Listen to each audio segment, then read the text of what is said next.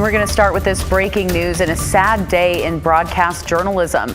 Legendary news anchor Barbara Walters has died.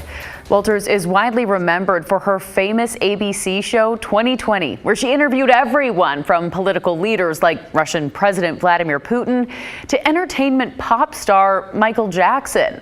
But her first big break into the news industry happened in 1961 after she became a writer and producer on NBC's Today Show. She later joined ABC News in 1976, becoming the first female anchor on an evening news program. 3 years later, she became the co-host of 2020 and in 1997 launched The View. After a 60-year career, Walters retired in 2016. She was 93 years old. Thanks so much for joining us. I'm Brittany Falkers. 2023 is almost here, and with the new year comes new laws for Oregonians. Starting Sunday, more than a dozen new laws passed by the state legislature will go into effect. Daisy Caballero joins us tonight from our newsroom with more. Daisy. Yeah, that's right, Brittany. These laws range from public safety to paying farm workers overtime to children's education here in Oregon. Starting January 1st, 2023, 16 new laws will go into effect in Oregon. First up, House Bill 4075. This new piece of legislation would make it easier for victims of crimes to navigate the court system and to receive restitution payments quicker. Next is House Bill 4002. This is for farm workers. It would start to phase in overtime limits for agriculture workers. Anything past 55 hours a week will have to be paid time and a half starting in 2023. By year 2027, the threshold for overtime will be the usual 40 hours per week. And lastly, House Bill 4031, and it has to do with establishing diversity goals for Oregon schools. The goal for this one is to match the percentage of diverse employees in the Department of Education with the percentage of diverse students in public schools. The State Board of Education will use federal reports on educator equity for monitoring school districts and education service districts to assure they're meeting their goals of recruiting, hiring, and retaining diverse educators. And starting in 2023, local school board members will have to disclose their financial affiliations to the state government's Ethics Commission, something most elected officials are already required to do. And if you'd like to read more on the new Oregon laws in 2023, we have a story up right now on KGW.com with everything you need to know. Back to you, Brittany. All right, Daisy, thank you. And Oregon renters face the possibility of a steep increase to their monthly payments in 2023. Citing inflation, the state approved a significant hike to Oregon's cap on rent increases for next year. Ryan Clerkley explains. Landlords will now be able to raise rent by as much as 14.6%. The executive director of the Community Alliance of Tenants is really worried this will kick more people out onto the street because they can't afford it.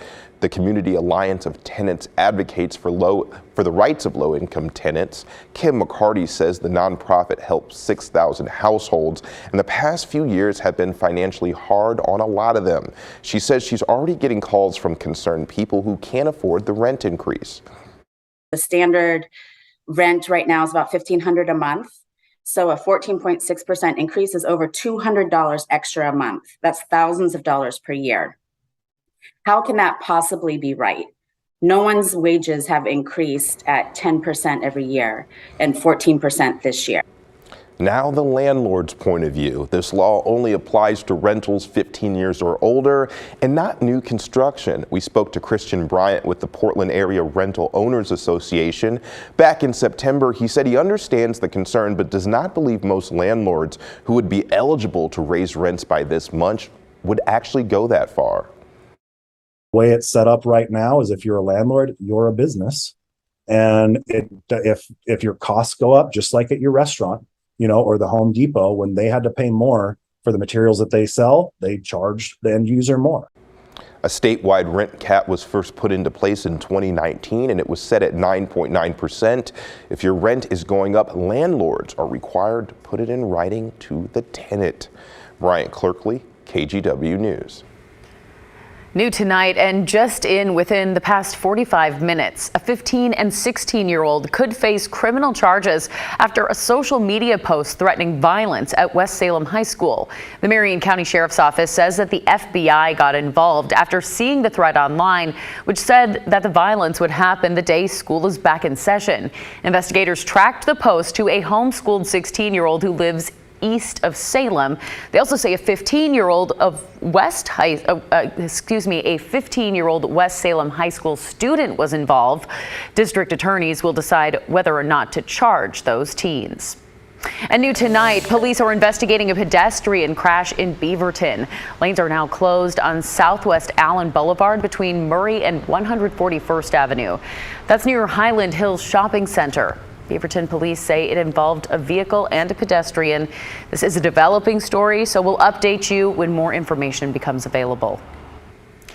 There is relief on the University of Idaho campus. Detectives have made an arrest in the quadruple murder near the school. As our Mike Benner reports, the suspect is a graduate student at a nearby university.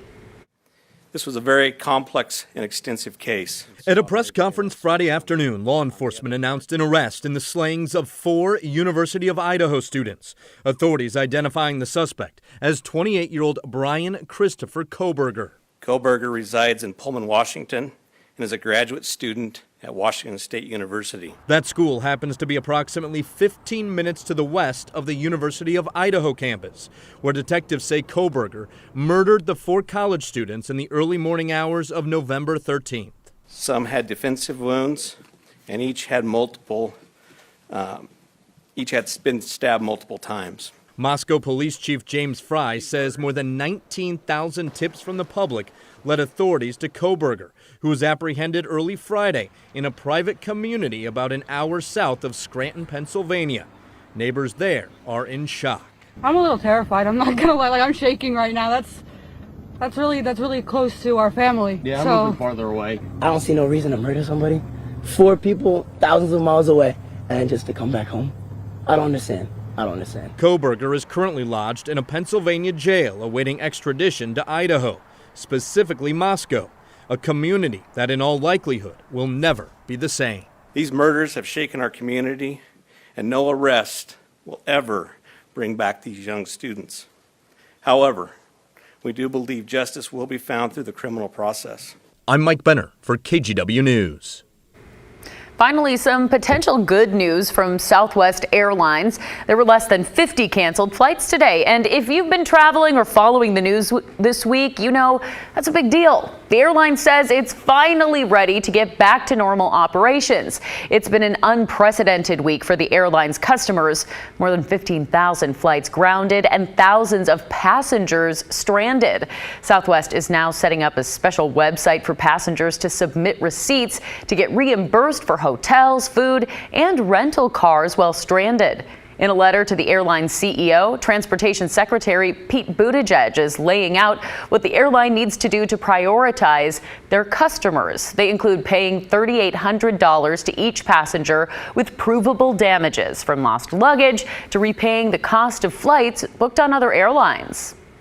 We are going to be putting Southwest Airlines under a microscope in terms of their delivering these kinds of reimbursements and refunds to passengers. The airline is also promising to return lost luggage to passengers, either by flying them where they need to go or shipping bags for free.